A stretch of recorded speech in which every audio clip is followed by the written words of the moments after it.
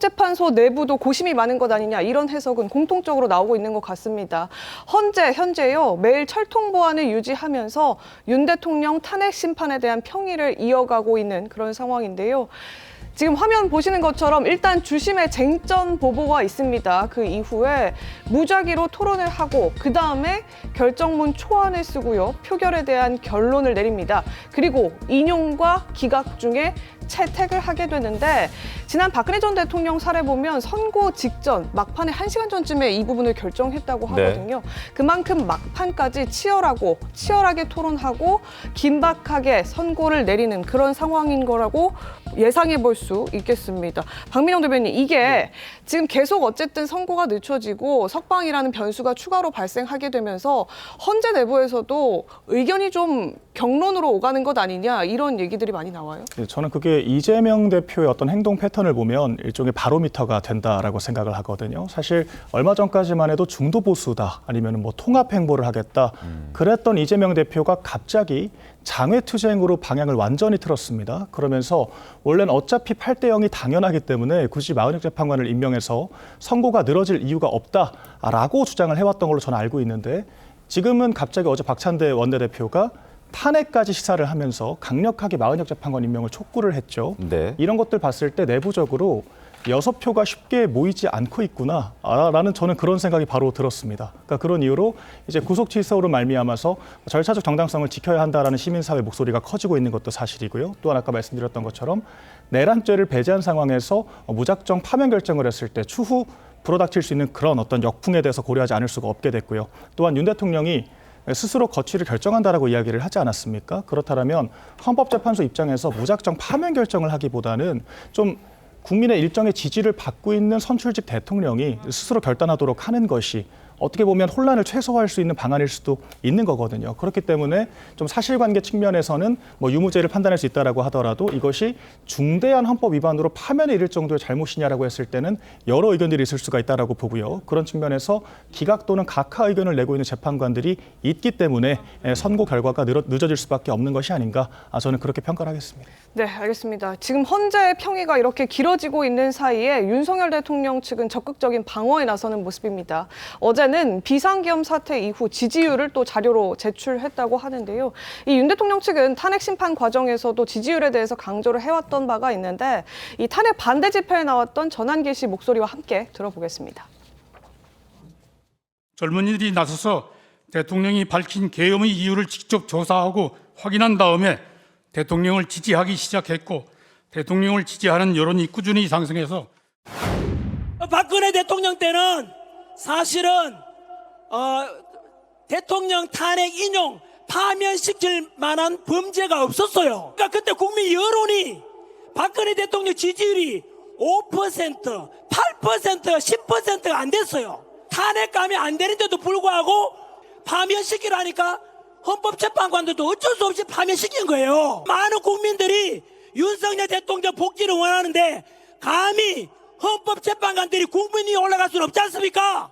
국민이 주인인데 우리 국민들이 헌법재판관들한테 절대 대통령 복귀시키라고 명령 내리는데 어떻게 헌법재판관들이 만약에 이런 국민의 요구를 묵살할 수 있겠습니까? 네, 윤석열 대통령 측 추가로 제출한 자료들을 한번 살펴보니까 이렇습니다. 헌재 추가로 제출한 자료, 윤석열 대통령 지지도 등 여론조사 72개를 제출했다고 합니다. 그리고요, 비상계엄 직후 대통령 국정운영 평가가 모두 10% 후반대를 기록했다. 탄핵소추안 통과 무렵부터 다시 지지도가 상승했다라면서 지지도 변화 추이에 대해서도 자료로 첨부했다고 합니다. 윤 대통령의 이런 지지율 변화, 아마 여론에도 영향을 받겠지만 국민들도 이렇게 지금 윤 대통령을 지지하고 응원하고 있다. 이런 메시지가 헌재에 분명히 영향이 좀 있을 걸로 보십니까, 송 대변인님?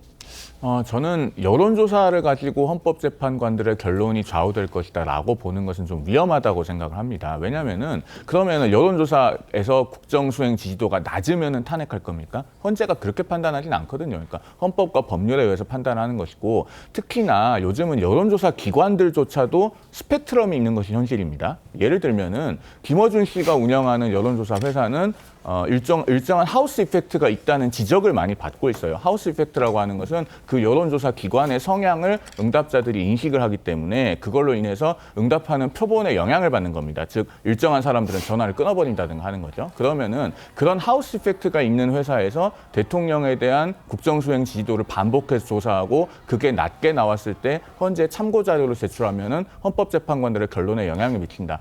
그러면 되겠습니까? 그러니까 그것은 높든지 낮든지 헌재의 결론에 영향을 미친다고 보기는 어렵고 제가 봤을 때는 헌법재판관들이 헌법과 법률에 따라서 독립된 판단을 할 것으로 그렇게 생각합니다. 제가 조금만 다른 관점에서 말씀을 드리면 네. 사실 박근혜 전 대통령 당시에는 좀 개인적인 가십이 좀 주요한 이슈였다라고 하면 이번에는 과연 야당의 횡포가 비상계엄에 이를 정도로 막중했느냐라는 정치적 쟁점이 좀 주요 아젠다가 되고 있다라고 생각을 하거든요. 그래서 오늘 조선일보 사설에서도 30차례나 탄핵을 추진한 것이 사실상 이게 내란이 아닌가.